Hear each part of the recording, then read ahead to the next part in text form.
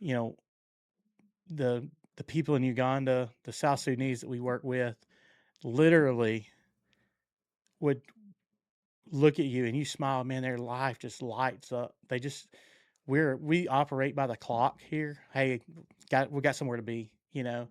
But if somebody showed up at my house, they needed me. They expected me to stay with them until the conversation was over.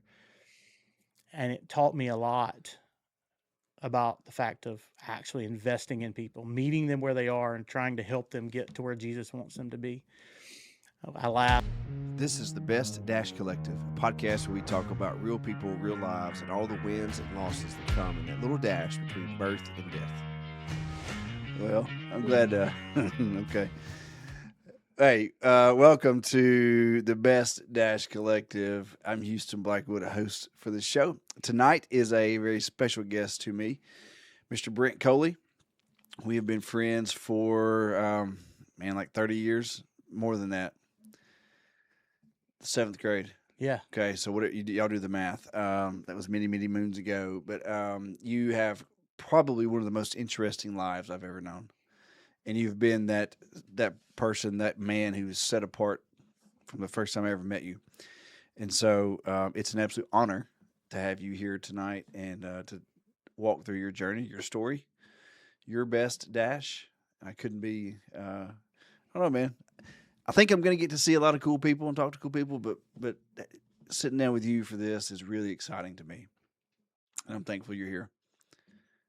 Well, I appreciate it. Appreciate the opportunity. I even got to officiate your wedding, so that's how close we've been Yeah, for quite a while. that's part of the So story, yeah, for sure. sure it is.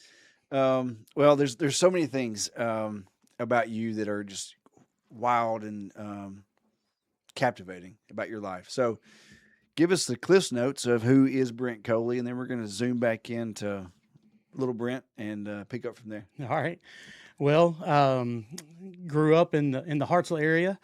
Graduated and got a scholarship to play college football. Ended up getting hurt and not being able to get back on the field. So I got a minority scholarship to Alabama A&M and began a life of ministry and just kind of going wherever the Lord leads. And married my wife. Only woman I've ever been with, and we were both virgins when we got married. It's kind of untold story, and but we also have 3 adopted kids. My 30th birthday, they were like, "Hey, congratulations! Here's 3 kids, 10, 5, and 2, adopted from Peru." And so we've served in various ministry roles, and the last 5 or 6 years we've been living in Uganda, serving as missionaries, and absolutely loving it. And so we're expecting our first grandchild come August, and excited about the next steps of what God's doing in our lives. Yep, that's a whole lot. If that was just the preview of the movie, if that was the trailer, I would be watching. So let's go back. I don't remember the first time we ever met. It was probably in a weight room or at a practice field or something. But I do remember 7th, 8th grade when we met, and I was just, I guess, not drawn to you. That sounds kind of weird. But we were fast friends and had the same mission. So, how did you come to? We were both at Hartselle Junior High. How did you come there? What took you there? Yeah, so I had been playing sports my whole life. Grew up in the Somerville area, was playing baseball. I played in Decatur, and then moved to Hartselle to play baseball. And my dad felt like if I was going to have a chance to be competitive, that we needed to move to a place that the sports were a little bit more competitive than what we were used to. Yeah. Which is a story we hear a lot out of Hartselle. You know, the sports and the academics are a big draw to a lot of people. So second semester of my 7th grade year, we moved to Hartselle. After Christmas break, I didn't go back, and so grew up across the street from the bowling alley, the old bowling alley in Hartselle, and my weekends were spent walking across the street to the old family lanes there on Longhorn Pass. So so it was a lot of fun to be able to come to Hartselle, to make friends, but to play, baseball and wrestle and play football and just kind of find my groove, find a great group of friends to hang out with, and kind of were inseparable with the guys that we ran around with. Yeah, we were. I was talking with Kyle about that the other day, about you and Ryan and Chuck and old Greg Bird. That was kind of the four horsemen. No, that's five people. So, no, that's four. Five. I don't know. It's late in the day, man. Yeah. But anyway, we had a good time, and I remember I've still got a picture. I don't know if you remember taking that picture with my dad. We were in high school, and we had on Hawaiian shirts for some reason. Your hair was white. I dyed it white to look like Chuck. I don't know. I don't remember what that deal was, but Because Chuck had gray hair in seventh grade. But I still have that picture, and I think we tried to recreate that one time, and that is somewhere. I haven't done anything with that, but anyway, so that's how long ago and how real. We had good times there. You know, in high school, we played ball and we moved into ninth and 10th grade, and our junior year football was atrocious. You know, we were 1-9 and almost 0-10, save for a team kicking the ball to the what turned out to be one of the greatest athletes in Hartsville history. for sure. He ran it about 80 yards through the back of the end zone. So, and I think our high school time was pretty typical, small town, sports and girls and school ish. High school wasn't hard then, really. Right. You show up and smile at your teachers, and they give you a grade. But then it was the summer before our senior year, or the summer before our junior year. Senior year. Senior year, that's what I thought. And it was the summertime. It was probably like 6:45 a.m. or something ridiculous. And it was hot and steamy in the weight room. And I'm setting the stage for a moment that I think really impacted your life. Like one of maybe a few things that are the most impactful in your whole life. Walk us through that. Yeah.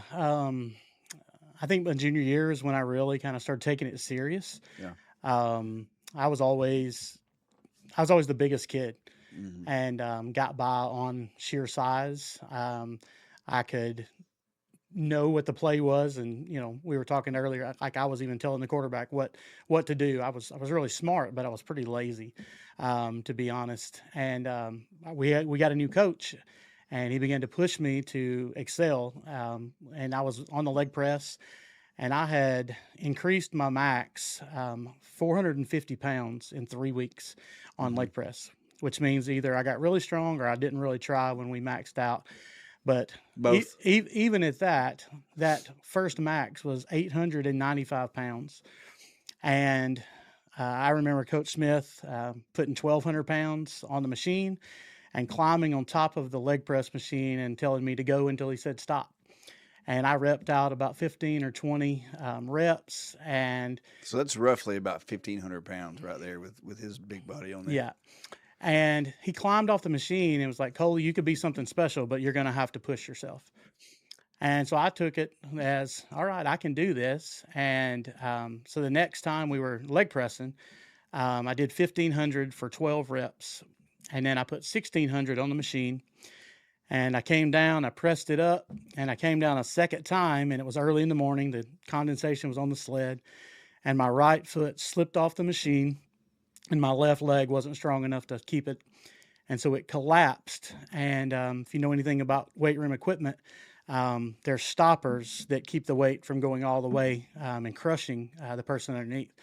Only problem is I was between the sled and the stoppers. Mm-hmm. And so I'm screaming and got 1,600 pounds laying on me. And because of the angle, people couldn't push it off. Yeah. And so people started grabbing 100-pound plates and throwing them off the sled. And my right leg was turned sideways and my left leg was bowed in, and ended up tearing all the ligaments in both ankles and knees, and had to leave by ambulance and go straight to the doctor. And so that kind of gave me a setback. Was not able to practice. I even missed our first game of the year, trying to recover. And it was just kind of a weird space, because my whole life had been in how big and strong I was, and here I was laid up and battling a injury that I just couldn't pop back from. Yeah. For anybody that's played sports, you know what those, especially if you played football and you've had those summer workouts, those are intense, and everything is, especially that time of the year leading up to our senior year. That's such a sweet moment for any kid, no matter what they're doing, if they're engaged. And so having that kind of injury was a big deal. It was a big deal to the team. I remember the time, and you as my friend, big deal to the team. But you came back, and we were just talking at dinner before this about that offensive line. You and Chuck and Zach Ferguson and Ben Smith and Josh Albrooks. And those are some hogs, you know. To average about 270 in high school, and you had Zach that was about 240, but was tackle 4x4 mailboxes for fun, so Yeah. he was pretty aggressive. So yeah, we definitely led the state in scoring our senior year. That running back you were talking about is pretty special. Yeah. Could run. I tell people sometimes we ran a play. It was called 38 buck sweep, Mm-hmm. and we would pull around, and Chuck would kick out the end, and I would turn up inside and hit the first thing that was there. And when I turned up, there was nobody there. And the next guy was 30 yards down the field, and it was the free safety. And Trey was holding on to the back of my pants, like riding me like a horse. And I just ran over the free safety, and he just pointed at this guy as he ran the rest of the 80 yards for a touchdown. Yeah. So we had a lot of fun. So I was grateful to be able to get back on the field and play. Yeah. And that was fun because I was blessed to be the blocking tight end.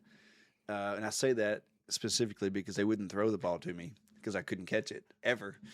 It was kind of a mean game they played with me, but for real, like we in that scheme, like as the tight end in the wing T, you block down, and depending on which side you're on, you were either coming behind me or blocking down with me, and we were catching folks all the time, slicing inside. And I remember Coleman, our senior year, some poor chip kept trying to swim inside and raising his arm to me, and he got my helmet in his rib cage all night long, and it was the most fun.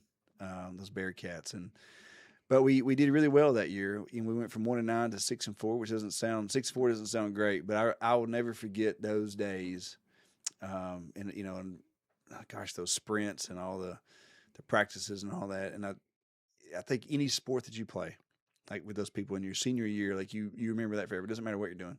If it's tiddlywinks, and so those are always special days. So we had a good time, and you've always been a man of faith, and I think even then you weren't as bold about it to us then as you probably should have been. But in that injury, you were you bounced back pretty quick. By all things considered, having both feet messed up. So then after high school, you and Chuck went over to A&M and played for a little bit. Chuck played. I was never able to get back on the Yeah. field due to the recovery, and so, but that's when I started serving at churches and doing youth ministry and things like that. It was interesting because the next summer, and you're exactly right. I wasn't as faithful as I should have been, but the next summer, I took a mission trip to Chicago to work in the inner city, and we were working with the organization, and we ended up basically re-roofing a house, and not allowed on ladders very much, but they would let me carry the shingles up the ladder or to the people climbing the ladder. Like all of them, like the whole pallet at one time, or 3 or 4 bundles on each side, but that doesn't matter. What matters is I was standing out in the street, and all of these little inner city kids from Chicago started wanting to race me, and I'm like, I don't look like a runner, and I definitely didn't act like one. But we started running, racing with these little kids, and about 10 minutes later, this little kid said, "Race me," and I looked down, and I was like, "Oh." This little kid's name was Edward and was short and pudgy. I was like, I can beat this one. I can actually outrun this kid. And so we raced to the end of the street, and he said, "What are you doing here?" And I was like, "Trying to breathe," And he's like, "No, why are y'all in my neighborhood?" And it was the first time I'd ever shared my faith with someone, like Okay. point blank, and was able to share Jesus with this young 11-year-old kid. And he was like, "Okay, I just wanted to know." And well, the next day he came back, and if you know anything about inner city Chicago, he's walking down the street with about 12 other guys that are walking straight towards me. And I was like, well, here we go. Like they're coming to figure out what we're doing in their neighborhood. And Edward's brother walks up to me and said, I want to know what you told my brother yesterday. And I was scared for my life. And literally, I said, well, I told him we're here to do the work, but to tell people about Jesus. And he said, well, that's what my community needs, and asked me to pray for him. And so kind of started a theme throughout my life as I always kind of ended up in some weird situations that I was terrified, I was scared, but God always seemed to be working that out. And so it's kind of been a story of my life, is being in situations and places that are scary, that are uncomfortable, but He always provides a way out and allows me to speak, and haven't been injured yet on the mission field or in difficult circumstances. Yeah, So in foreshadowing, you've been some places. yeah, You've a been couple. in some. So what was that moment like though? Once you realized that those guys weren't there to get you, they were there to get you to pray for them. How did that change or ignite what you already knew to be your passion, your mission in life? Yeah, it really just kind of reminded me that I was never alone, and that um, God would provide a way out, but or that it'd be really cool to be a martyr one day, and like I was never afraid of dying for my faith. And in fact, like one of my first jobs or missionary experiences, I went and worked in the inner city Houston. Go figure. And I was in the inner city Houston, Texas, and my car broke down, and I was walking towards another gang of people on the corner that intended harm for me. They had gathered at the corner, and I was absolutely terrified. I said, well, this is how I'm going out. So I started singing Amazing Grace at the top of my lungs. And you may have to follow back and ask Corey Jenkins how that goes. I preached his grandmother's funeral, and he said, Brent, Granny's rolling over in her grave because the musician didn't show up. And I had to not only preach the funeral, but I had to sing, and it was not pleasant. Well, so of all the things I know about you, I don't know you to be a singer. I'm not. I'm not. It's terrible. So in that moment in Houston, Texas, down on the corner, literally down on the street, Mm-hmm. a little Creedence Clearwater there. You were literally singing for your supper Yeah. that you hope you got to. And so Wow. as I approached the corner, these guys separated. And I walked through the middle, and it got to 810, which led back to the area I was staying in. As soon as I got over, there I go running again. I took off sprinting back to the mission house I was staying in, and was terrified. Yeah.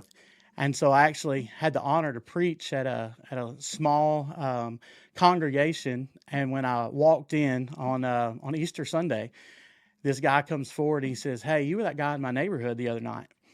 And I was like, "What?" He's like, "We saw you get out of the van." And he said, "We were going to kill you. You weren't supposed to be there." And he said, "Well, then we saw your buddies get out of the van." And I was like, "Buddies? I was by myself." He said, "No." He said, "We heard you sing." He said, "It was the most amazing thing we've ever heard." And get chills even thinking about it. But he said, "We knew if we messed with you, your buddies were going to destroy us." And I argued with this guy in church. I was like, "Man, I was all by myself." And he swore up and down. He said, "No, you weren't." He said, "You were leading the pack, and we knew we were in trouble if we messed with you." And so it was just a reminder that, man, we don't even know, when we're in situations or things that are going on, but there always is something that we can't see, And so it was a really impactful time in my life that I began to just say, "Okay, God, whatever it is," and try to live by that, and just watch how things worked out. So Did you ever catch any of those guys' names or contact information? yeah, so it's a strange story, man. Three of them ended up coming to the mission center I was working at, and one of them was the gang leader and ended up getting murdered. Another one tried to avenge his buddy's murder and is doing life in jail. Mm. And the third one took over the mission center and is helping at-risk youth Still, still. how many years ago was that? Oh goodness, that's been 24, 24. 24 years. That's incredible. I remember you telling that story about the van and your buddies. Um, that's just last week, I think our preacher was talking about. I'm going to butcher this. Elijah and being surrounded, Mm-hmm. and he prayed that the servant's eyes would be opened. Yep. And to see what the help that was there. It's crazy. So after you left Houston with your scalp intact, and what happened then? Yeah, I came back and started working at a local church as a youth pastor. Got engaged and married my wife. And we were trying to figure out what's next. And so we ended up going to seminary out in Fort Worth, Texas. Um, and during that time, I started traveling with Team Impact, which was kind of a split off of the power team. Um, the Lord had kind of opened a door for me to be able to to continue to build my strength, but to find a way to use that to teach and to speak and to travel. And so we traveled around and broke phone books and baseball bats and handcuffs, and had a good time traveling the world, using my feats of strength to share a message in schools and churches and all kinds of different settings. How do you break I've forgotten about phone books. Like some of the audience, Rowan's friends, are like, "What is a phone book?" Like it used to be this thing that would come Yeah. to your house. Like you had to. It used to come for free. Then you had to start buying like the deluxe version. But how do you break a phone book? There is a technique. You kind of squeeze it, make it real tight, and then you're just kind of ripping one line. But I would challenge that, and then I would take it and I'd break it across the spine and just rip a phone book in half. And even a Denver phone book, which is about 5.5 inches thick. Tried to die on stage because they tossed me a hot water bottle and told me to blow it up till it popped, and my cardio wasn't the best, and so I Mm-hmm. was I was wheezing when that one finally exploded. I think it exploded from me laying it on the cinder block and laying into it rather Yeah. than continuing to blow it up with air. But it was a lot of fun. What What's the lesson in that power team? Because that you know I think those kinds of athletic ventures always have an expiration date. Physically. Yeah. You look at bodybuilders or CrossFitters or professional baseball, basketball, whatever. Um, those things just have an expiration date. Was there a time when you knew that it was doing well and it was planting seeds, but it was just time to go? I think it was more, definitely age, definitely injuries played a role in that. Um, you know, I remember clearly one of the last times I did that. I was in New Orleans and was doing my feats of strength, but the handcuffs that I would break, actually, I would break the pivot points on the chains. Well, when I went to buy them, they weren't there. I had to go up to the hinge cuffs that the cops actually use, and so I remember straining and I was sick. And one of my great friends that had asked me to share said he remembers it like it was yesterday, but he still has the handcuffs.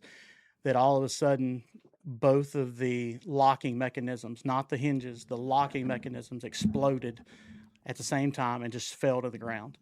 And he's like, I knew that you couldn't do that physically, and he said it was such a reminder that where our strength comes from, when Mm-hmm. we face difficulties and things. And so I think that was kind of the beginning of the end.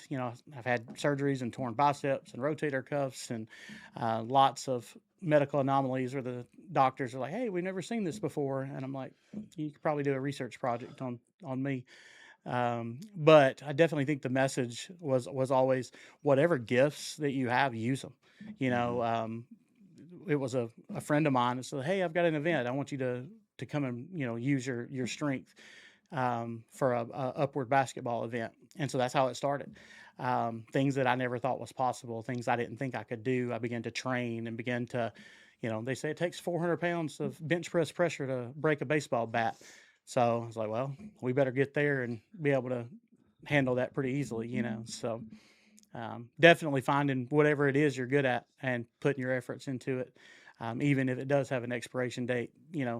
I still have a friend that every time I talk to him, he talks about the piece of rebar that I bent and the message that I shared with that, and he's got it hanging in his office, Yeah. to this day, 25 years later.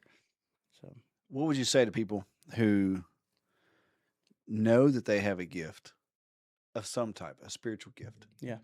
or maybe it's it's a spiritual gift because it's something in their body they can use, their mind or their body, but they know it, but they're hesitant to lean into that. What advice would you give that person about taking that step of faith to serve using their natural gifts? Yeah, it's so interesting. My favorite book is a book called "Practicing the Presence." So this monk shows up to a monastery and he's expecting to serve, and they put him in the kitchen. And for the first 6 months, all he does is washes the dishes, Mm-hmm. and he becomes kind of bitter about that. But through some conversations and meetings, he comes back to Colossians 3:17, 3:23. It says, "Whatever you do it as though you're working for the Lord and not for men." And so he said it was a change for him that he said, even in washing dishes, this is an act of service, an act of worship. And so kind of changing that mentality of, man, I'm going to give my best, because I want people to not see me, to see the gifts that I have been given. And so to really press into that, you know, I use my brother all the time. My brother was so talented. Like, he could dunk a basketball and throw a baseball over the fence and play the drums and taught himself all kinds of music. Anything I ever had to do, I had to work really hard at it, but it just came easy for him. And Mm-hmm. so he a lot of times took that for granted, Mm-hmm. and so press into the things that you feel like you've been gifted at, whether that be music or art or education. Press into to those things. Do you think the people let their inner thoughts, the thinker man, prevent them from doing those things?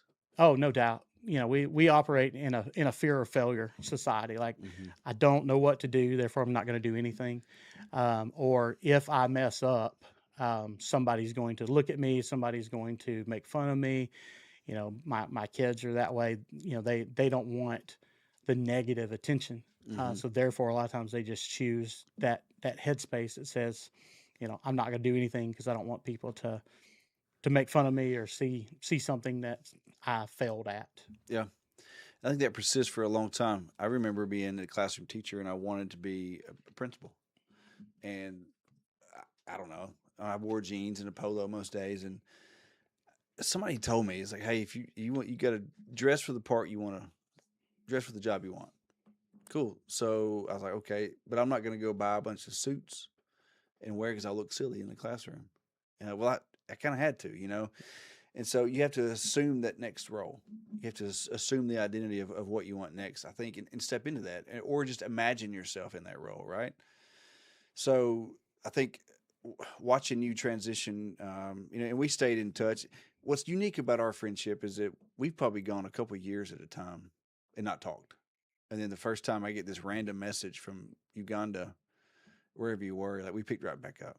And I think that's it's a beautiful thing. But I always, every time I talk to you, I was curious what you were doing next because you're always stepping into some kind of faith, stepping into some kind of new adventure, using the gifts you've been given. So after you left the power team, um, that's that when you got into ministry Yeah, more fully. definitely. I became the youth pastor at First Baptist Hartsville. After I was at West Point Baptist, served as a senior pastor at Rock Creek out in Eva. Yeah. Went back to my home church for an interim period at Shiloh. So, like, I've been in the area, been in ministry, went to Mississippi for a few years, but never really felt like we had to stay somewhere. It was always difficult to transition because we love the people, we love the churches, we love the families that we got to work with, but it was always open hands. Mm-hmm. Whatever this looks like for my wife, for my kids, for me, to say, to put our yes on the table, so to Uh-huh. speak. Say whatever that looks like. So knowing, having been around churches most of my life, and in the last 10, really paying attention to church work, like I know the stress and it looks like stress to me of taking a missionary role or taking a new preacher role. And you said you're putting your yes on the table. Yeah. Um, I'm being very truthful. I'm very always have been very nervous about not providing. I felt like I had to, like that's the man's role, and like Mhm. so it's so impressive to see. Always has been to see you step into that role and to take your family when it was just Marianne, and then it was your three kids. We'll get to them in a minute. It's always so cool how you just step into the unknown, and so clearly people have picked up on the fact that you're a man of extreme faith and have lived that life. What is it like to get that idea that hey, I need to go, or someone asks you to go, and you verify, discern that is the direction, but there's a lot of unknown. What's that like, and how do you spiritually, mentally, emotionally prepare for stepping into something that you don't know how it's going to turn out? I'll let you know when I figure it out. Um, What has worked so far? so far, man, my mom, even when I was in Houston, said, you need to start writing down those wow moments that like are unexplainable that people don't recognize. We had actually somebody that went to your church in Coleman, like was a former student, and their family donated a car to us one time because we had impacted her several years ago, and a grandparent passed away, and we came home Christmas, and there's a car in my driveway with a bow on it, and so like we continue to see even don't want to jump too far ahead, but even with our adoption, just saying okay, and like we adopted all three of our kids from Peru, and didn't know a dime, like we have it is a humbling thing to rely on the generosity of other people, for Hmm. other people to believe in you. Maybe it's not the work that you're doing, but they believe in you as a person. And so I think that has been probably the strongest thing for us, is like, today's not going to be the day that God forgets about us. So we have lived on faith. I've worked at churches, and I've felt often that like some of the churches that even support us, like they want to know where their money's going. That there's a responsibility to give them accountability for what I'm doing with their money. But like most of the time, it's like we're just doing life. And we get to experience some unbelievable things, get to meet people, and my kids have not had a normal life. But one of them chose on her own to go and work in Costa Rica this last semester. She raised her own money and went to Costa Rica, and so like as a dad, there's nothing that I'm more proud of than her walk with Jesus. Yeah, And so I think the biggest thing is just literally saying, well, whatever this looks like, good, bad, or ugly, that we believe that we're doing what we're supposed to do. And we've had times where we've come back, even now, where we're like, man, what was that a mistake? Did we mess up? Did we choose the wrong thing? But I've never felt like that was the case. I've always felt like because of the fruit, because of the relationships, because of those people that have impacted my life, that I wouldn't change anything that we have experienced. yeah.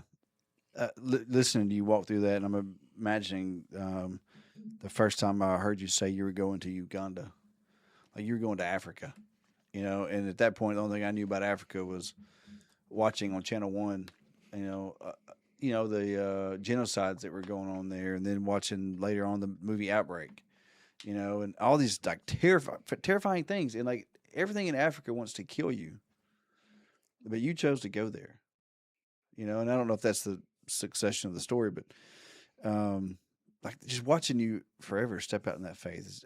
I've always been not somewhat intimidated, maybe convicted by your ability to step into that faith. Is really cool. So you left Power Team and you traveled around. Had different tenures at different churches. When did that become not the thing that you were going to do anymore? What was your calling to go into the next phase of your life? Was it the adoption or was it Africa? Well, I went on a mission trip to Peru, and all of the kids that we were working with were considered non-adoptable. Once you reach a certain age, Yeah. 8, 9, 10, the percentage of you getting adopted drops dramatically. And then if there's a sibling group, it goes down even further. Mhm. And so while we were on this trip, to Peru, I just kind of felt like we wanted to have kids, but it was like, do I want to pass on my genealogy, or do I want to pass on who I could be as a father? And so I literally had to go to my wife and say, "Hey, I think we're supposed to adopt," and she said, "I know. I've just been waiting on you to realize that." And so, there's nothing medically that we know about that prevents us from having kids, but we chose to adopt because there were kids that needed parents. Yeah. And so, Can I stop you right there? yeah, for sure. Let me dig in on something. Yeah. So y'all were married for like 4 or 5 years at this point, right? Yeah. We had been married for actually 7 years. And then we were in the process for 2. And so, literally, my 30th birthday, I signed the adoption papers. It's like, Okay. hey, here's 3 kids, 10, 5, and 2. Yeah, but so and the point I'm trying to make is like you said it, like y'all were like medically healthy to have children, and I'm sure you're young marrieds and doing all the young married things and didn't have kids. Um, sometimes like you are actively preventing, sometimes you just don't, and then one day you do. But you got to a point where your heart was led to adopt, and then Marianne says, "Yeah, duh, been waiting on you." Like, Yeah. go back to that moment because you kind of glazed over it. And that seems like a pivotal moment because two married people, period, making decisions. But in this, like, it was a spiritual decision as much as it was a emotional or physical decision. What was that moment like when she said to you, "Yeah, I've just been waiting on you"? It's about like we communicate in the rest of life. We had been in a concert and they were talking about adoption. And she was pretty silent on the drive home. We were living in Texas at the time. And I just looked at her while we were driving down the interstate. And I said, hey, I think it's time that we need to start pursuing this. And she's like, yeah, I know. Very much, she often figures out things way before I do. She's much more in tune. And so then we began the conversation. Okay, what does this look like? What organization do we need? What town? What city? How many? And that began the ball rolling of contacting adoption agencies and figuring out what that would look like in terms of, home studies and financing and all of that kind of stuff. So, Okay. So you go back to Peru and walk us through that because I remember with that, like you always like you'll go and do your thing for some time and you come back. Hey, guess what? Check out this life change. This is cool. Watch what I can do. I don't know So about that, I but remember when I heard, I think you told me you were adopted 3 kids yeah, from a different country. it was buy Wow. one get two free, so we went ahead and got all of them at the same Sure. time. Walk us through it, man. What? Oh man, it was incredible. It was a lot of uncertainty. Um, they all have the same mom, different dads, and we're in an orphanage. And so when they told us, we were hoping to be there because our youngest was about to turn 2. So we missed her birthday by 2 weeks. And so we flew in to Peru and unbelievable family that ran the orphanage, and they were in different houses. But um, just knowing that they needed somebody to love them. They've changed my life far more than I've ever Sure. could have changed theirs. But just knowing that these kids were going to be mine. We talk about our children, but like very rarely do we even talk about them being adopted. It's like my children. My youngest, man, she's got my quick wit and my mannerisms, and it's scary, Mm-hmm. and to be able to see the things they have picked up on. They're my children, and it's hard. Even to this day, they struggle with their identity, because they're Hispanic, and they don't look like me, don't look like my wife, and they long for that Hispanic culture, that Peruvian heritage, Sure. and talk about wanting to go back someday to visit, but you know, um, to watch how they've grown in their own faith, but also in the relationships that we have together. It's not always been easy. In fact, adoption's hard.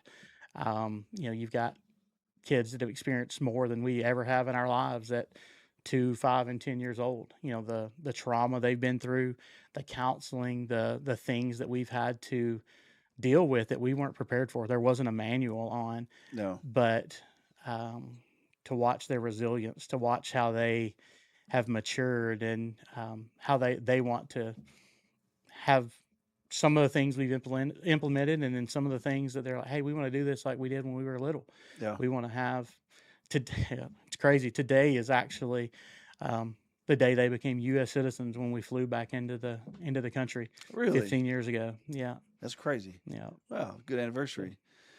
Was there ever a time when you had already done all the things to prepare for adoption? You'd gone multiple visits to meet them, see them, all the paperwork, background checks, all the money, all the time. Was there a moment in that journey when you were like, I can't do it. I don't want to do it. I'm nervous. Um, there were definitely moments where I was questioning, can I do it? Okay. Um, for instance, due to some safety concerns, we actually had to leave our hotel and move to a Airbnb on the Ecuador beach. We had to cross to a different country to remain safe for a couple of weeks. And so we're leaving to go to the doctor the next day.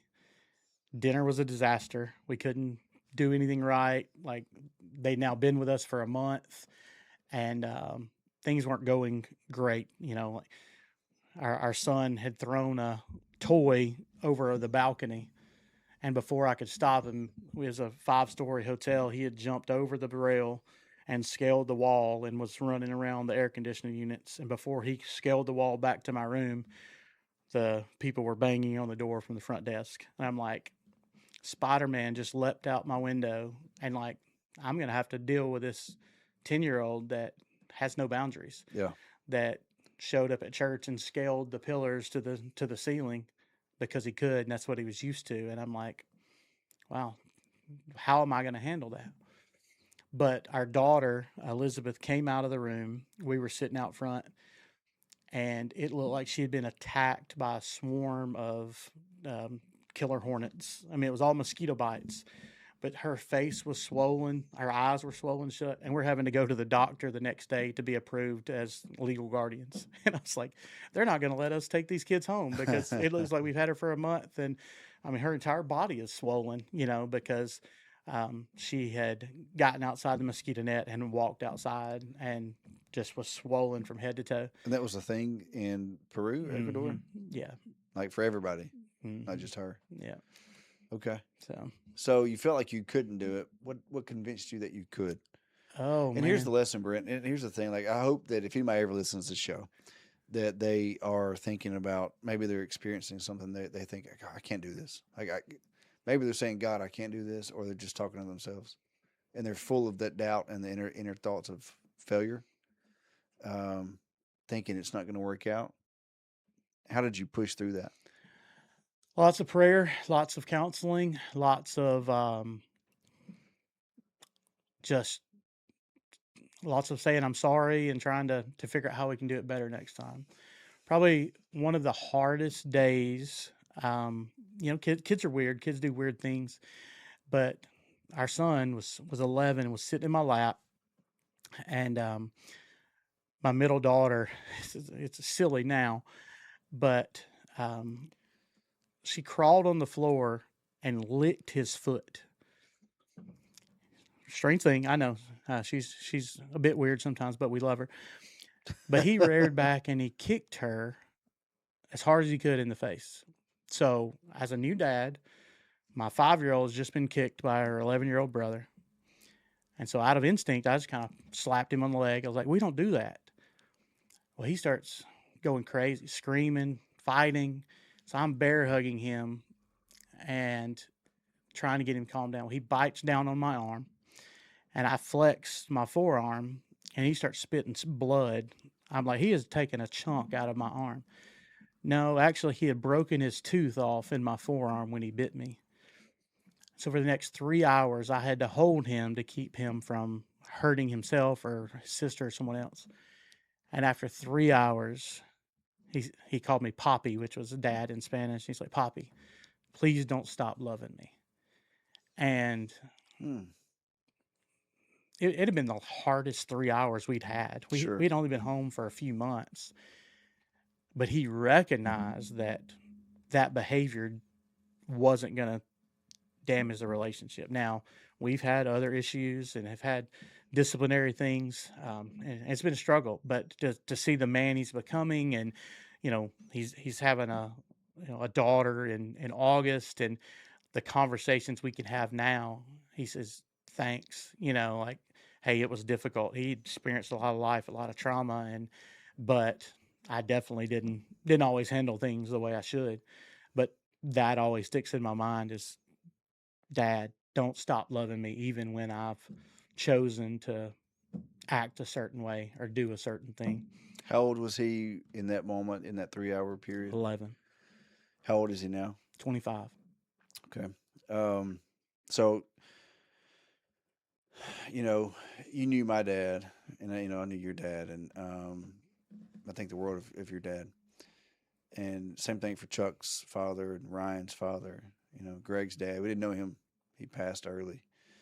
Um, but we all boys, as they become men, have that rebellious moment where they're bucking their father. But then hopefully they don't become their prodigal son, and it's such a thing.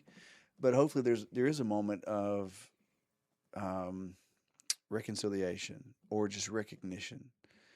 And we've talked about Ben's journey, and I've gotten involved a couple of times to offer him, educate him, inform him about different training programs when he was a senior in high school, and never connected on a super personal level. Didn't need to, but always just watching and how you magically and just like so impressively performed patiently.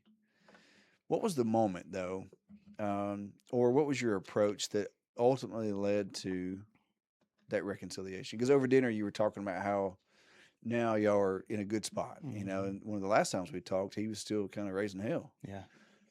What did you do besides just extra extra potent prayer Yeah.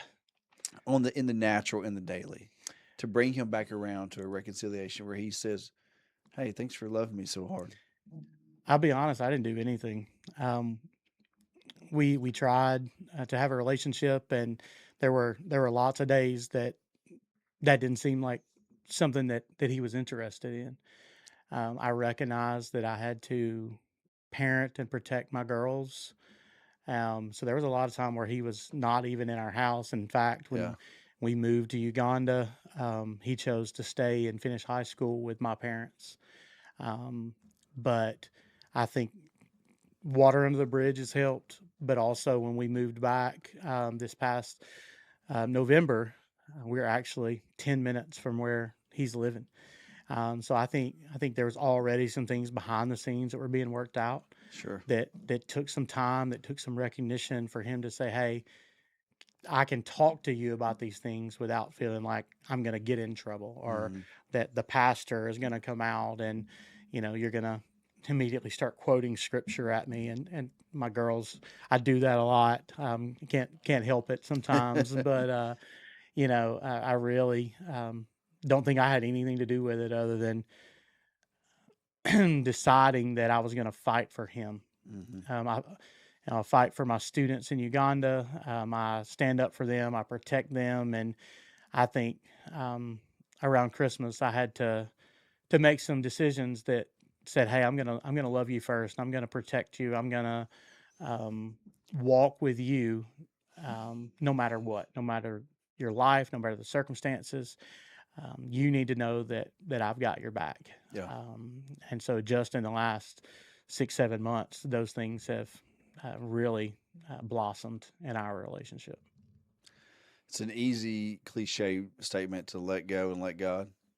Do you think there was some pride issues there that you wanted to control the outcome, Whew, or 100%. yeah, Uh, you know, I think that was one of the things is, the enemy likes to distract and likes to try to discourage, and hey, you're having trouble with your own son. How can you tell these teenagers about Jesus? How can you love your students and fight for them? But you know, you can't mend fences with Ben. And so I think those definitely was part of me. Was pride, was also like, man, we've done everything we could. And you know, I tell people there's three sides to every story. There's my side and your side, and then there's the truth, probably mixed of the two sides. Absolutely. You know, and I recognize I didn't always handle things very well, but since this past Christmas, all three of my kids and my wife have come back around and said, "Hey, thanks for standing up for Ben. Thanks for defending him. Thanks for not okaying behaviors, but literally saying, I choose you.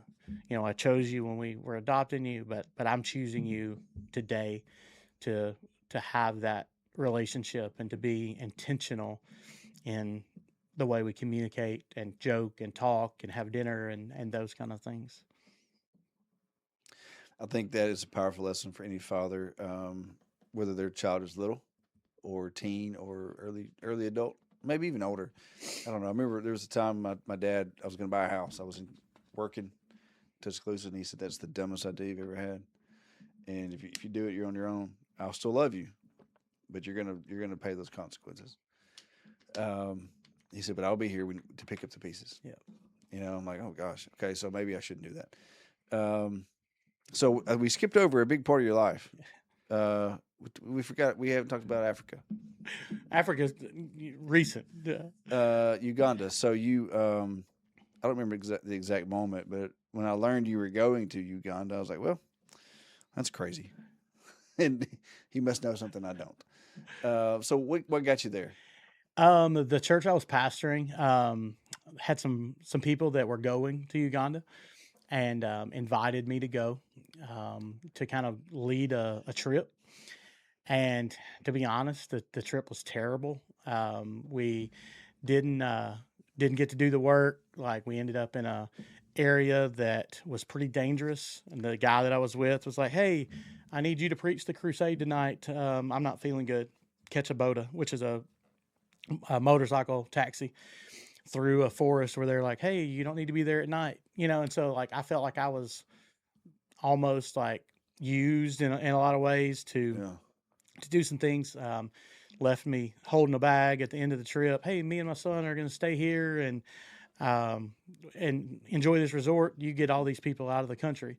I'd been to South America, but I'd never been to Uganda, and so, but I fell in love with the people. I fell in love with the country, and so I came back and I was like, "Man, that was terrible," but I'm ready to go back. Okay. And so, guy I went to seminary with was starting an organization. I knew him, and so in the meantime, another friend of mine was like, "Hey, why don't you come over and help us?" So we went for 6 months. Ended up becoming great friends with some people that we were helping out, and then COVID happened, and we had to come home. Yeah. And so we were kind of lost. We were like, "What are we going to do?" And our founder called and said, "Hey, I need somebody with your skill set to disciple people, to host mission teams, to preach and teach pastors. And, I feel like you would fit." And so my wife was at the beach with her mom, and I called her and she said, "Well, what'd he say?" I said, "He wants us to move and help with this program." And she said, "When do we leave?" Oh wow. Yeah, and so, Keep in mind, y'all had three yeah, children, three adopted kids and they were that were at that time, I think 12 and 15. Ben was 18 and graduating high yeah. school, and so yeah, we decided to go in May, and were funded by August on the ground. And so we sold everything we had and moved to Uganda, a little town called Arua, which is on the Congo and South Sudan border. Between from my house, about 1.2 million refugees within an hour. And so we did a lot of work with South Sudanese refugee students, university, college age students. The guys lived at my house. The girls lived at another family's house, and man, it just became extended family. We did pastor training. We served about 300 families every month with food, and with that everybody had some sort of disability. Maybe it was, they had been bitten by a snake and lost their leg, or they were blind, or meningitis, or whatever it was. But all 300 families have at least one person with a disability and caretakers. And so we feed about 1,700 people every month. And with that, we provide listening devices where they have the Bible in their own language. We provide the Jesus film. One of the really cool things is I actually built a gym in my backyard, and it was kind of a mixture of like jail and CrossFit. Like we had iron bars that we'd fill with concrete, but then I started building it out with pulleys and bench presses and dumbbells up to 50 kgs, which is 110 pounds a piece. And but I had missionary women coming, missionary men, teenagers, some Pakistani businessmen, some Muslim guys that I trained. And so I had over 350 people come through my gate to work out in my backyard. Was this like what was the membership fee for this? They just had to bring me some avocados or mangoes or no, it became a ministry. Sure. That baseball, FCA baseball is really popular, became great friends with their coach. And he brought his boys over. And so I would do team training, and use sports, teach them how to long toss and, explosion drills, and then volleyball and basketball. And so I was running a CrossFit in my backyard, and had 38 people working out up and down, jumping tires and battle ropes and all kinds of stuff.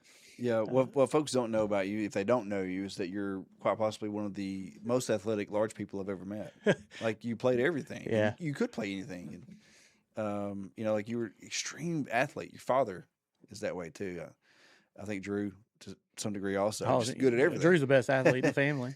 But so not only but at this point you still had your foot problem, because it just never really healed right and just all kinds of complications, but you're still pouring into people with your gifts.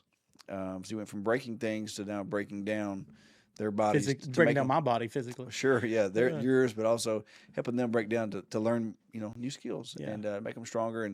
And I know for a fact that builds so much camaraderie when you're, working and sweating and growing and grinding with folks so I can imagine how good that was. Because there probably wasn't a whole lot going on elsewhere. Yeah, I mean there were some gyms in town that may have one bench. They may have a mismatched set of dumbbells or something, but I had developed relationships with people in town that supported me, and I buy weight equipment, but also literally could have stuff shipped over, or when teams would come, hey, bring me a set of pulleys, or it was always a joy if I got a new tricep rope or something like that. So let me pause right there too, because you said a couple things real casual, like there was a gym in town, or I go into town and buy a thing. Like, and in my mind, I'm thinking I'm gonna go down to Academy. I'm gonna go to town and to Academy and buy something. But when you say go to town in Uganda, what does going to town in Uganda look like? Because I just don't think it's the same. It's pretty close. I think flea market with about 2 million people is kind of how you could probably describe I call it a bazaar. Yeah, it was very bizarre.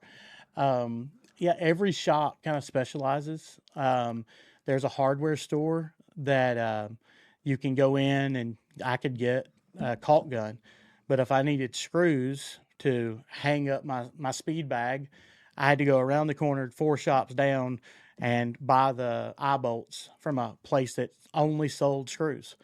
They would measure chain.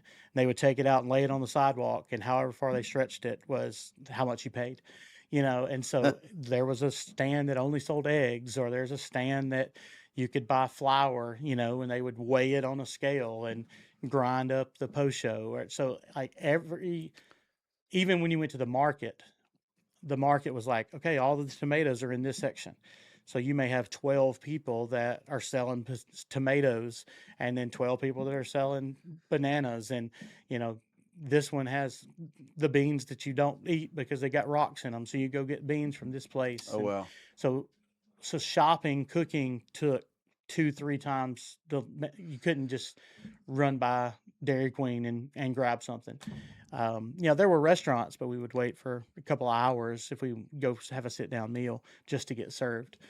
um, because everything is being prepared fresh. There is no Most places don't have refrigerators, so everything they're killing the chicken, cleaning the chicken, chopping up the chicken, and cooking it all in the same place. So we joke about bad service. We're like, oh, they got to go kill the chickens. Like literally, they're like they have to go kill the chicken so you can eat. Yep. What was this? Is just from a person who loves food, but also understands the gastrointestinal impact of food. What is it like switching from that kind of fresh food cuisine to here? What's that like on your body? Yeah, it wreaks havoc, and every time we go and come home to the United States and we would go back, they oh you have gained, you have added, and like if you lose weight, they call it reducing. So I always tell them, I'm trying to reduce, when I wouldn't eat their food or whatever. But um, yeah, in our yard we had all the fruit you could imagine, just fresh. We could get avocados out of the tree and make guacamole every day. Just snatch one out Just of the tree. snatch one. They have jackfruit. We had two different types of mangoes. We had pomegranates. We had some lemons. Like all in my yard. Yeah, And so there's no reason that anyone should ever go hungry. But there's a lot of bartering, a lot of people with just live chickens. That's kind of the thing around here now is people got chickens. yeah. But It's not the same. it's not the same. Those chickens are different. Yeah, so we've had trouble even like buying eggs at Walmart because they just don't taste like what we're used to. I can see that. Um, so you moved back here in November. Okay. Do you think you'll go back? Um, we would love to be back. We will probably go back for short term trips. Okay. Unfortunately, with my foot, so I ended up due to the weightlifting incident as a junior in high school going into senior year, had a bone block and some nerve damage, and so now I've lost two toes, two and a half, so I can only count to 17. Yeah. Makes it a little weird, but they've had to cut my calf muscle and they've rebuilt with lots of metal, so I just can't get the care I need if something goes wrong. So um, flying is really difficult. Lots of swelling, lots Sure. of it doesn't just pop back like it used to. It's a week without being able to put any weight on it. Wow. So you'd have to go for quite some time to do the things that we need to do. So we will go back and forth. I've already had some of our students that have asked me to come back and do their weddings and participate in those major life events. But for right now, we plan to stay stateside and stay connected with our organization. It's called His Voice Global, or HVG for short. And so I'm working in a developmental role with them. Still running the programs from this side, connecting with the students is what I'll be focusing on. Traveling around to churches, traveling around to different organizations or events, and setting up booths, and just trying to continue to spread the word about His Voice Global and the work that we do, raising up leaders among the vulnerable. Yeah. Well, it doesn't surprise me that you've been blessed with an opportunity to keep doing that. That's been you've been so vocal and so what's the word I'm trying to think of? Obedient for so long. What's the lesson that you learned from going to Uganda? Whew. If I'm gonna give you two, Mm, I'm gonna give you two mm, scenarios. You never get to go back long term. Like you never get to go finish the mission you started. yeah. What's the lesson you take away from that? From the time you had there? Oh, get me emotional. I told you at dinner, everybody's on this podcast has got emotional and shed some tears. I'm gonna try not to, but if I do, I do. Essentially, man, you never realize the impact you have on kids that come in and play PlayStation and share a piece of pizza, or that they're at school and the professor is giving them grief, and you interrupt the meeting and say, "You haven't even talked to my son," and you're able to shut down the school meeting because they respect you enough that you say, this isn't happening. You're not treating these people this way. You know, the the people in Uganda, the South Sudanese that we work with, literally would look at you and you smile, man, their life just lights up. They just we operate by the clock here. Hey, we got somewhere to be, you know. But if somebody showed up at my house, they needed me. They expected me to stay with them until the conversation was over. And it taught me a lot about the fact of actually investing in people, meeting them where they are and trying to help them get to where Jesus wants them to be. I laugh. I could tell you stories all day, but I don't feel like we're anything special. I don't feel like we've done something. I feel like when people talk about missionaries come to speak, I feel like we're like, hey, I'm glad they didn't invite us because we don't feel like we're qualified. But there was one night, and it's kind of a funny story, but kind of the way things operated. And so one of my students, his name is Lemmy, and Lemmy has just the biggest smile in the world and just so much fun. But he and another student named Isaac or Gale were going back to Kampala, which is a 9-hour bus drive. And so they asked me to take them to the bus station. So I drop them off. It's about 10:30 at night. They're taking an overnight bus back to Kampala to go to school. And before I make the traffic circle, they call me from Isaac's phone, and it's Lemmy. And he says, hey, Dad, I think I left my phone in the truck.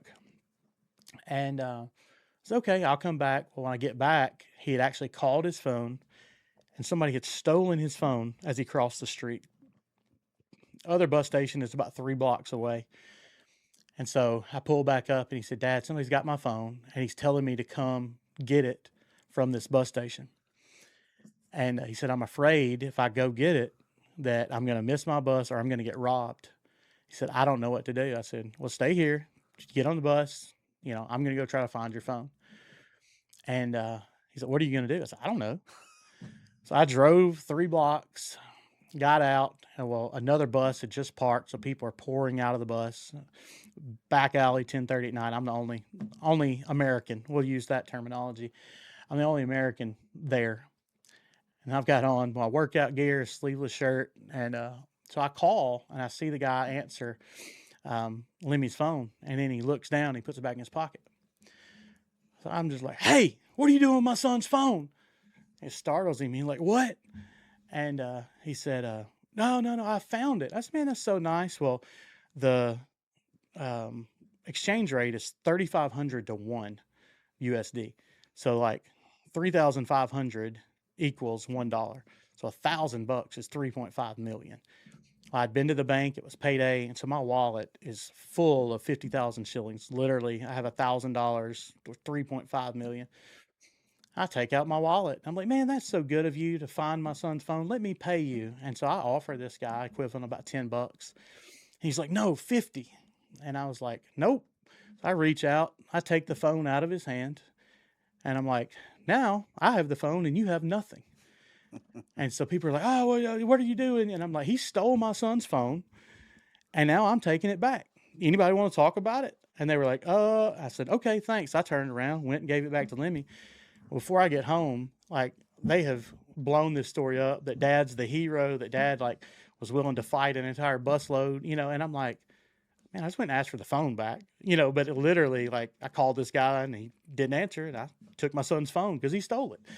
And I was like, what was I thinking? In a dark alley by myself, wad full of cash, and literally walked up. But to him, I was a hero. I was willing to go to bat for him in a situation that probably wasn't the smartest. But now they're like, hey, don't lose your phone. Dad's not here to go get it back. So I guess that story just got long, but man, um, literally would just say the the main thing is I don't regret a single thing we did. We've met some of the most amazing people that love us, that text me even today. And, to them, I'm dad, or they call me Mose, which means old man, and so literally love the work, love the journey we've been on. Um, Hate that we can't be there, but I'm grateful that I get to stay connected and stay a part of their lives. Yeah. I don't have the courage to do what you've done. be honest with you. I wouldn't go. That's the reason I haven't gone on mission trips to Africa ever for a church. I'm scared to death to do it. So it's cool to me that you go over there and you pick a fight in a crowd.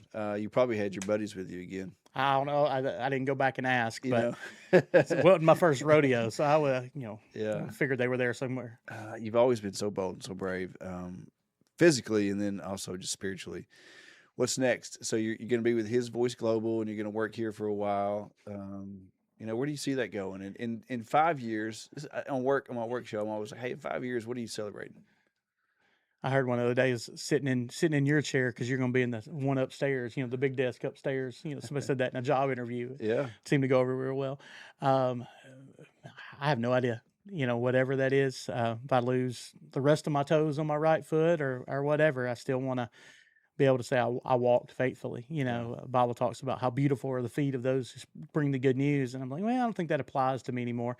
I think I'm just gonna, go to the beach and walk around and leave some gnarly footprints in the sand. People wonder what washed what up. the crap was that? I think that would be fun, but I don't like the beach or walking around in the sand.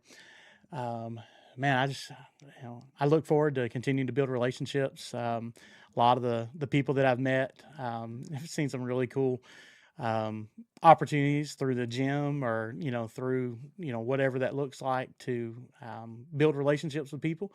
So I'll continue to to speak and teach when the opportunity is available. I love that, even if I'm not sharing about His Voice Global and our work. But man, get to raise my kids. My youngest daughter's a junior, and so we'll be empty nesters at some point. Hopefully, be able to spend some time with grandkids and just kind of figure out what life looks like, And my girl started playing pickleball. I was like, if I could move, I think I could do pickleball because there's not much movement. And I tried to step one time. I was like, yeah, you still have, a robo foot. That doesn't work too good. So not quite sure other than, man, we're, praying about, house and cars and those adult decisions that we kind of got to lay aside for a few years. And now we're, looking to be plugged in and, just continue to do the life that we've been blessed to do so far. Yeah, it's gonna be very evident to you, and I imagine quickly. It always seems that when you get in those moments of a stall, something happens.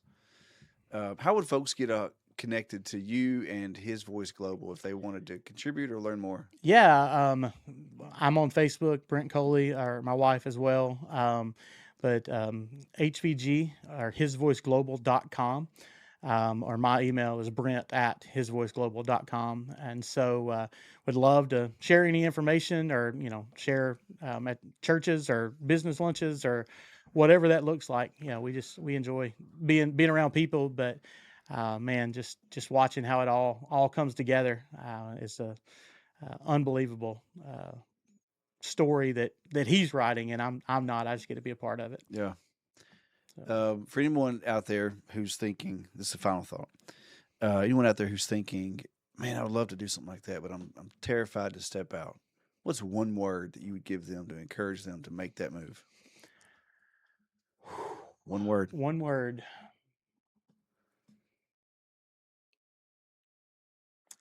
Okay, I'll give you Go. 3. Go. Okay. Obey. Yeah. Trust and obey. I'll just keep adding words, but trust and obey. Sure. You'll never regret it. I've never once had somebody say, "Man, I wish I had done less." No, you don't. I wish I'd have spent more time with my kids. No, you don't hear them say, "I wish I'd have spent less." Mm-hmm. No matter what it is, don't have any regrets. Go. Trust and obey. That's a very good dash. Having no regrets at the end. That's honorable, man. No doubt you will not have regrets. I appreciate your time tonight. I don't have any regrets about being your friend for 30 years plus. More than that, almost 40, yeah, bro. Oh, man, we're getting old. Not at 40, 38 years. Yeah. It's good stuff, man. Yeah. Well, I appreciate it. Appreciate the opportunity, Yeah. and would love to continue to connect. But man, I appreciate what you're doing, and been able to follow along with your other guests, and just some really interesting people. Uh, I do. My wife says I collect people. I collect weird people. Not that you're weird, but I am well, you kind 100%. of that foot is weird. Yeah, it But is. anyway, I'm thinking about starting OnlyFans. That may be what's next. I OnlyFans with my foot. you better run that past some clergy advice. No, I can hold a rifle. I can hold a banana. Dude, Listen, I remind me when we hang up this. Remind me to tell you a story. I'm not telling it on this air. Anyway, I love you, man. I've loved you for a long time. You're one of my very, very best good friends, and thanks for being here yeah, tonight. man, I appreciate it. Yeah. Hey, this wraps up a really inspiring Best Dash Collective episode. Thanks for listening. Remember to like, subscribe, and share on all your favorite podcast platforms, and we'll catch you next time. Thanks. That's good stuff, man.